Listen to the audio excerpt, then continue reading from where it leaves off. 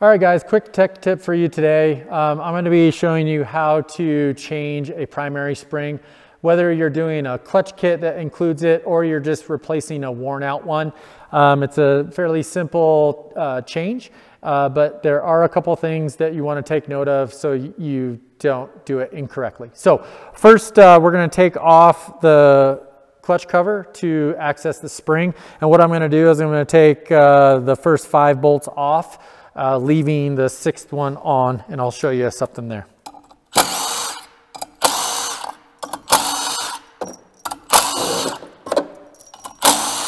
Okay, so when you get to the last bolt there, what you want to do is you want to put your hand here holding pressure on the cover so the cover comes off straight, because there's a bushing in here that we don't want to screw up.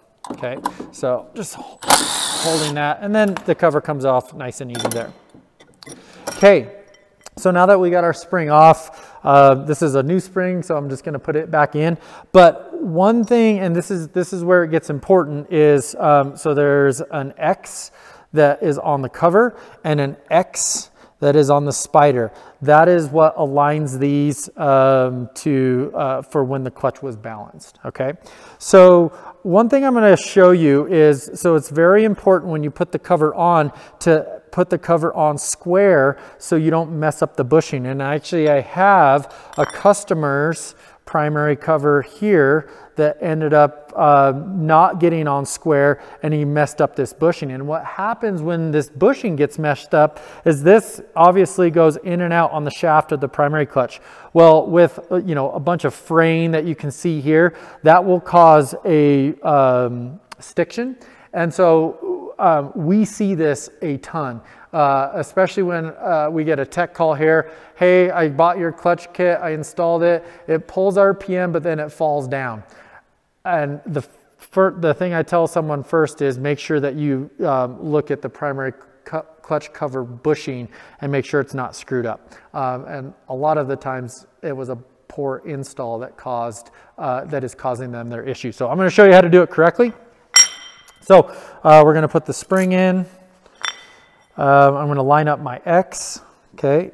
So again, the important part here is getting everything lined up correctly, using 2 hands and having it, aligning it on that shaft and going on straight.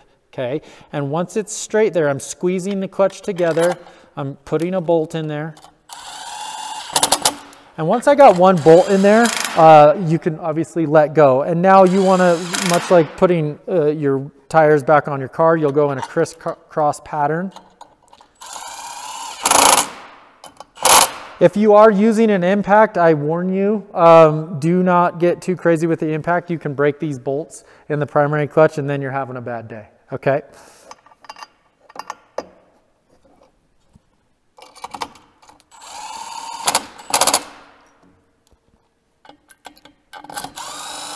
So basically just going back in the star pattern.